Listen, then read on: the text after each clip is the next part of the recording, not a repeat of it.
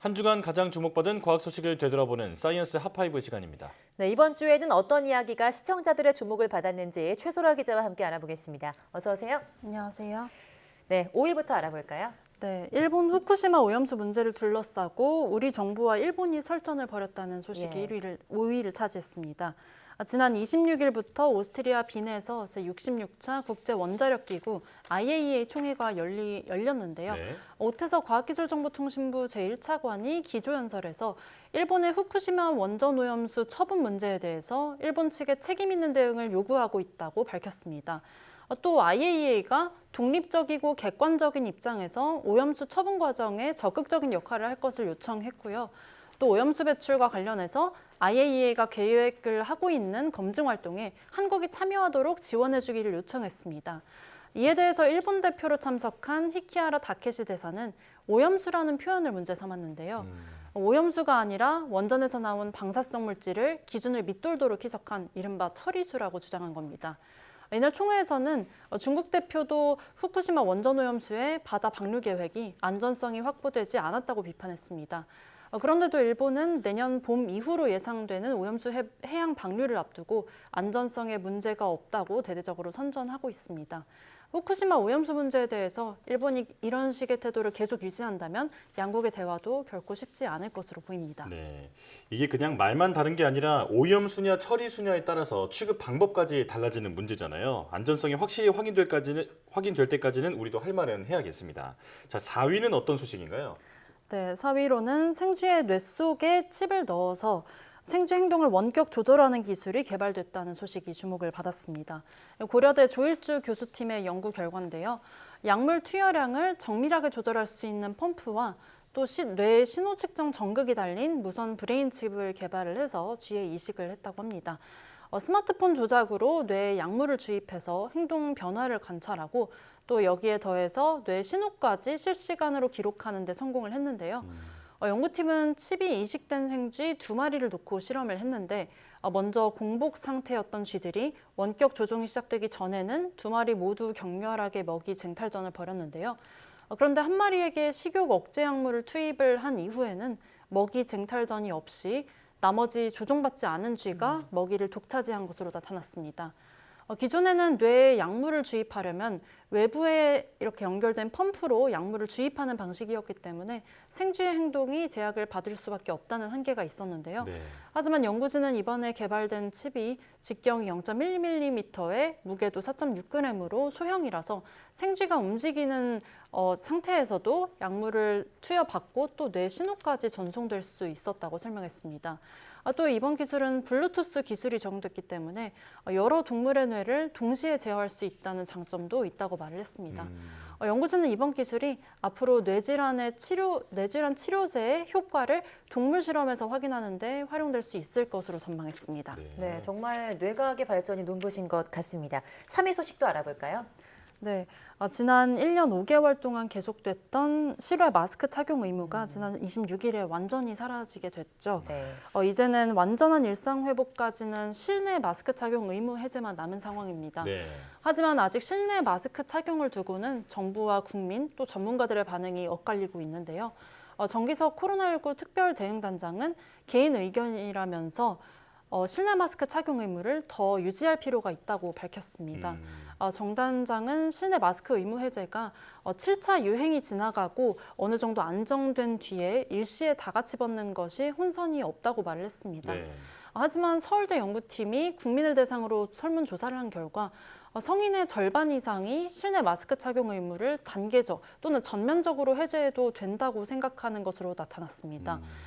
이 응답한 사람 가운데 43.9%가 지금도 실내 마스크를 부분적 혹은 단계적으로 해제해도 된다고 답했고요. 또 당장 완전히 해제도 가능하다는 응답이 11.1%를 차지했습니다. 방역당국은 지난 2년간 마스크를 착용한 덕분에 독감 발생이 낮았는데 이번 겨울에는 다시 높아질 위험 등이 있다면서 당장 실내 마스크 의무를 해제할 수 없는 이유라고 밝혔습니다. 네. 또 실내 마스크 의무 조치에 대해서 전문가들의 의견을 수렴하면서 또 국민 여론도 살피고 있다는 입장입니다. 우리가 꺼진 불도 다시 보자라는 말을 자주 하는데 코로나는 아직 꺼진 불도 아니잖아요. 네, 너무 서두를 필요까지는 없어 보입니다. 자, 2위 소식도 알아볼까요? 네, 50년 만에 달 복귀 프로젝트죠. 미 나사의 아르테미스 1호 로켓이 발사에 난항을 겪고 있다는 소식이 주목받았습니다. 아르테미스는 3단계에 걸쳐서 유인 달 탐사를 하기 위한 프로젝트인데요. 네. 올해 계획된 1호 미션 때는 사람 대신 인형을 태우고 달로 향하고요. 또 2024년에는 2호 미션에서 사람을 달 상공까지 보내고 또 2025년에는 3호 미션에서 우주인 2명을 달 표면에 착륙을 시킬 계획인데요. 예. 그 첫 단계인 아르테미스 1호 미션이 앞서 2차례나 발사가 미뤄진 데 이어서 이번에는 이 허리케인 우려로 3번째 발사까지 중단된 겁니다. 발사대에 세워졌던 로켓이 결국에 조립동으로 옮겨졌습니다.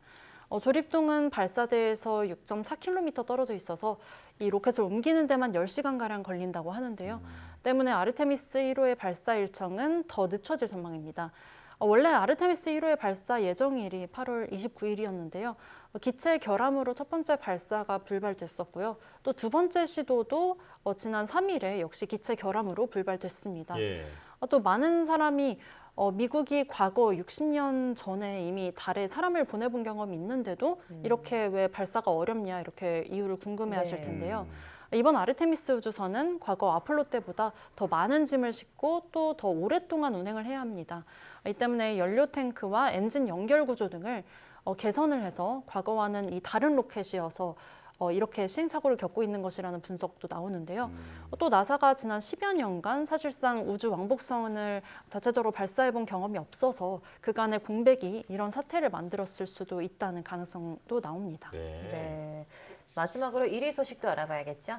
네, 인류 최초로 소행성의 우주선을 충돌시켜서 궤도를 바꾸는 실험이 시청자들의 가장 큰 관심을 받았습니다. 지난해 11월에 발사된 미국 다트 우주선이 우리 시각으로 지난 27일 오전 8시 14분에 목표 소행성 디모르포스와 충돌하는 데 성공을 한 겁니다. 예. 디모르포스는 지름이 160m로 지구와 충돌할 위험은 전혀 없지만 앞으로 다른 소행성이 지구에 충돌할 위험에 대비하기 위해서 이번에 실험 대상으로 꼽힌 소행성이죠. 다트 우주선은 지구에서 약 1,100만 킬로미터 밖의 심우주에서 총알보다 15배 빠른 초속 6km로 디모르포스에 충돌을 했는데요. 예. 나사는 충돌 1시간 전부터 충돌 직전까지 우주선이 전송해온 이미지를 공개하면서 충돌 과정을 생중계했습니다. 또 다트에 실려 있다가 지난 10일에 먼저 분리된 큐브 위성 리시아 큐브가 촬영했던 다트의 이미지들도 공개가 됐습니다. 이탈리아 우주국이 공개한 이미지들에는 우주선과 충돌한 디모르포스에서 커다란 섬광이 뿜어져 나오는 모습이 나타났습니다. 전문가들은 사진 속에 나타난 섬광이 이번 충돌로 이 디모르포스에서 표면에서 분출된 수많은 잔해에 태양광이 반사되면서 나타난 것이라고 설명했습니다. 국내 연구진들도 다트 우주선의 충돌 모습을 포착을 했는데요. 이스라엘에 설치된 한국천문연구원의 망원경에는 이 포착된 모습을 봤더니 우주선이 디모르포스 소행성에 충돌을 하자 뽀얀 먼지가 주변에 분출된 것을 볼 수가 네. 있었습니다.